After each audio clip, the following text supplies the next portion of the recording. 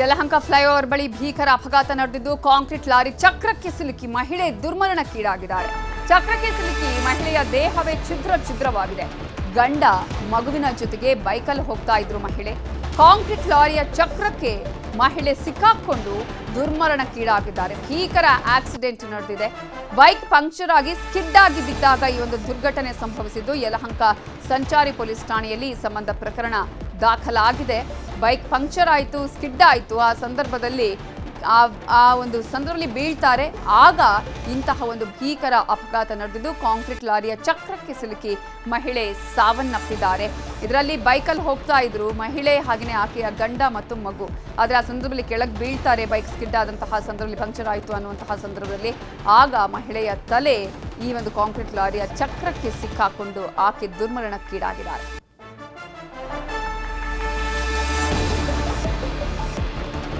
ಭೀಕರ ಅಪಘಾತ ನಡೆದು ಮಹಿಳೆ ಸಾವನ್ನಪ್ಪಿರುವಂತಹ ಘಟನೆ ಯಲಹಂಕ ಸಂಚಾರಿ ಪೊಲೀಸ್ ಠಾಣಾ ವ್ಯಾಪ್ತಿಯಲ್ಲಿ ನಡೆದಿದೆ. ಈಗಾಗಲೇ ನಾವು ಗಮನಿಸ್ತಾ ಇದ್ದೀವಿ ಯಾವ ರೀತಿಯಾಗಿ ಒಂದು ಭೀಕರ ಆಕ್ಸಿಡೆಂಟ್ ನಡೆದಿದೆ. ಆಕೆಯ ಪರಿಸ್ಥಿತಿ ಹೇಗಿರಬಹುದು ಅನ್ನೋದನ್ನ ಯೋಚನೆ ಮಾಡೋದಕ್ಕೂ ಸಾಧ್ಯ ಇಲ್ಲ. ಕಾರಣ ಪಂಕ್ಚರ್ ಆಯಿತು ಅಂತ ಹೇಳಿ ಬೈಕಲ್ಲಿ ಸ್ಕಿಡ್ ಆದಂತಹ ಸಂದರ್ಭದಲ್ಲಿ ಮಹಿಳೆ ಕೆಳಗೆ ಬೀಳ್ತಾರೆ. ಆ ಸಂದರ್ಭದಲ್ಲಿ ನಿಮ್ಗೆ ಗೊತ್ತಿದೆ, ಬೆಂಗಳೂರಿನಲ್ಲಿ ವೆಹಿಕಲ್ಗಳು ಎಷ್ಟು ಹತ್ರ ಇರುತ್ತೆ, ಮೂವ್ಮೆಂಟ್ ಯಾವ ರೀತಿಯಾಗಿ ಇರುತ್ತೆ ಅಂತ ಹೇಳಿ ಸ್ವಲ್ಪ ಆ ಕಡೆ ಈ ಕಡೆ ಆದರೂ ಕೂಡ ಯಾವುದೋ ಒಂದು ವಾಹನದ ಚಕ್ರಕ್ಕೆ ಸಿಕ್ಕಾಕೊಳ್ಳೋದು ಗ್ಯಾರಂಟಿ ಅನ್ನುವಂತಹ ಪರಿಸ್ಥಿತಿ. ಅದೇ ರೀತಿಯಾಗಿ ಇಲ್ಲೂ ಕೂಡ ಆಗಿದೆ. ಫ್ಲೈಓವರ್ ಬಳಿ ಇದು ನಡೆದಿರುವಂತಹ ಘಟನೆ. ಭೀಕರವಾಗಿ ಒಂದು ಆಕ್ಸಿಡೆಂಟ್ ನಡೆದಿದೆ.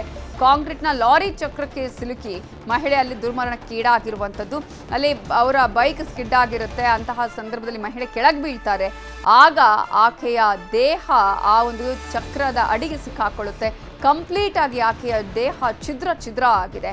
ತನ್ನ ಗಂಡ ಮಗುವಿನ ಜೊತೆಗೆ ಇವರು ಸಂಚಾರವನ್ನ ಮಾಡ್ತಾ ಇದ್ರು. ಅಂತಹ ಸಂದರ್ಭದಲ್ಲಿ ಈ ಒಂದು ಭೀಕರ ಆಕ್ಸಿಡೆಂಟ್ ನಡೆದಿದೆ. ಮುಖಾಮುಖಿಯಾಗಿದ್ದಾರೆ ಮಾಜಿ ಸಿಎಂ ಬಿಎಸ್ ಯಡಿಯೂರಪ್ಪ ಹಾಗೆಯೇ ಮಾಜಿ ಸಚಿವ ಕೆಎಸ್ ಈಶ್ವರಪ್ಪ. ಬಿಎಸ್ವೈ ಮೊಮ್ಮಗನ ಆರತಕ್ಷತೆಯಲ್ಲಿ ಈಶ್ವರಪ್ಪ ಅವರು ಬಂದಿದ್ರು.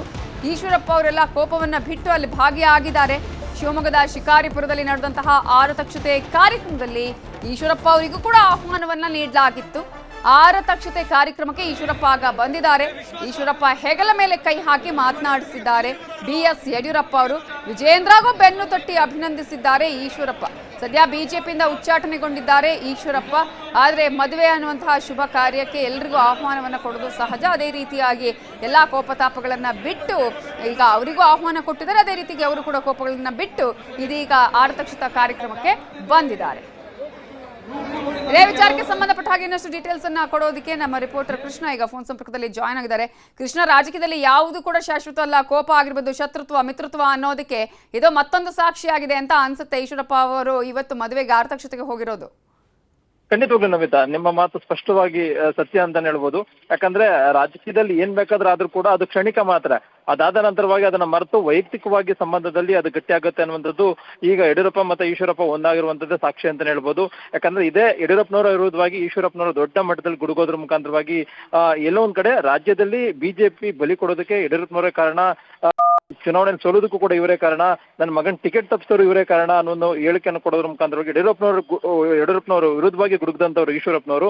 ಅದಾದ ನಂತರವಾಗಿ ಈಶ್ವರಪ್ಪನವರು ಕೂಡ ಬಿಜೆಪಿ ಹೈಕಮಾಂಡ್ ನಾಯಕರು ಉಚ್ಚಾಟನೆಯನ್ನು ಕೂಡ ಮಾಡಿದ್ರು. ಉಚ್ಚಾಟನೆ ಆದ ಬಳಿಕವಾಗಿ ಎಲ್ಲೋ ಒಂದ್ ಕಡೆ ಈಶ್ವರಪ್ಪನವರು ಕೂಡ ಅತಂತ್ರ ಪರಿಸ್ಥಿತಿಯಲ್ಲಿ ಇದ್ರು.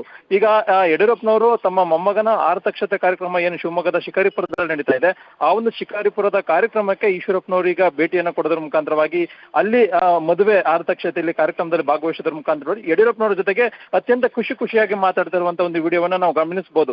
ಇಲ್ಲ ಒಂದ್ ಕಡೆ ಯಡಿಯೂರಪ್ಪನವರ ಕುಟುಂಬದಿಂದನೂ ಕೂಡ ಈಶ್ವರಪ್ಪನವ್ರಿಗೆ ಆಹ್ವಾನ ಕೂಡ ಹೋಗಿತ್ತು. ಆಹ್ವಾನದ ಮೇರೆಗೆ ಈಶ್ವರಪ್ಪನವರು ಕೂಡ ಈಗ ಆ ಒಂದು ಕಾರ್ಯಕ್ರಮಕ್ಕೆ ಬಂದು ಯಡಿಯೂರಪ್ಪನವ್ರ ಜೊತೆ ನಿಂತ್ಕೊಂಡು ಯಡಿಯೂರಪ್ಪನವ್ರ ಜೊತೆ ಮಾತಾಡೋದ್ರ ಮುಖಾಂತರವಾಗಿ ಅದಾದ ನಂತರ ಯಡಿಯೂರಪ್ಪನವರು ಕೂಡ ಶಾಲೆಗೆ ಅವರಿಗೆ ಧನ್ಯವಾದವನ್ನ ತಿಳಿಸುವಂತ ಒಂದು ವಿಡಿಯೋ ಸಂದರ್ಭವನ್ನು ಕೂಡ ನಾವು ಗಮನಿಸಬಹುದು. ಮತ್ತೆ BY ರಾಘವೇಂದ್ರ ಅವರು ಕೂಡ ಅಲ್ಲಿ ಸ್ಥಳೀಯ ಸಂಸದರಾಗಿದ್ದಾರೆ. ತಮ್ಮ ಮಗನ ಮದುವೆಗೆ ಬರಬೇಕು ಅನ್ನೋ ಒಂದು ಮನವಿಯನ್ನು ಕೂಡ ಕೊಟ್ಟಿದ್ರು. ಆಮಂತ್ರಣವನ್ನ ಮೆಚ್ಚಿ ಈಗ ಈಶ್ವರಪ್ಪನವರು ಬಂದಿರುವಂತದ್ದು. ಬಹುಶಃ ಇವರಿಬ್ಬರ ಭೇಟಿ ಬರುವಂತ ದಿನಗಳಲ್ಲಿ ಇನ್ನಷ್ಟು ಗಟ್ಟಿಯಾಗುವಂತ ಸಾಧ್ಯತೆ ಇದೆ. ಯಾಕಂದ್ರೆ ಈಶ್ವರಪ್ಪನವರು ಯಾವ ಸೇರ್ಪಡೆ ಆಗ್ತೀನಿ ನಾನು ಅನ್ನೋ ಒಂದು ಇದ್ರಲ್ಲಿ ಇದ್ದಾರೆ, ಉತ್ಸಾಹದಲ್ಲಿದ್ದಾರೆ. ಯಾಕಂದ್ರೆ ಈಶ್ವರಪ್ಪನವ್ರಿಗೆ ಯಾವುದೇ ರೀತಿಯಿಂದ ದಾರಿ ಇಲ್ಲ. ಇಲ್ಲ ಒಂದ್ ಕಡೆ ಏನಾದ್ರು ಹೈಕಮಾಂಡ್ ನಾಯಕರು ಅಥವಾ ರಾಜ್ಯದ ನಾಯಕರು ಯಾರಾದ್ರೂ ನನ್ನನ್ನು ಕರಿಬಹುದು ಅನ್ನೋ ಒಂದು ಮನಸ್ಥಿತಿಯಲ್ಲಿ ಇರುವಂತದ್ದು. ಹಾಗಾಗಿನೇ ಯಡಿಯೂರಪ್ಪನವ್ರ ಜೊತೆ ಈಗೇನ್ ಮಾತಾಡ್ತಾ ಇದ್ದಾರೆ, ಬಹುಶಃ ಇದು ಮತ್ತಷ್ಟು ಗಟ್ಟಿಯಾಗೋದ್ರ ಮುಖಾಂತರವಾಗಿ ಈಶ್ವರಪ್ಪನವರು ಮತ್ತಷ್ಟು ಬಿಜೆಪಿಗೆ ಹತ್ತಿರ ಆಗುವಂತ ಸಾಧ್ಯತೆ ಕೂಡ ಇರುವಂತದ್ದು.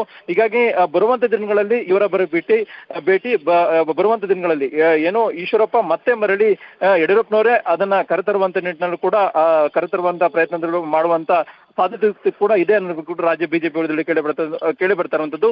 ಅದೇನೇ ಇದ್ರೂ ಕೂಡ ಬಹಳ ದಿನಗಳ ಬಳಿಕ ಯಡಿಯೂರಪ್ಪ ಮತ್ತೆ ಈಶ್ವರಪ್ಪ ಒಂದಾಗಿರುವಂತದ್ದು ಬಹಳ ವಿಶೇಷ ಅಂತ ಹೇಳ್ಬೋದು ನಮಿತಾ.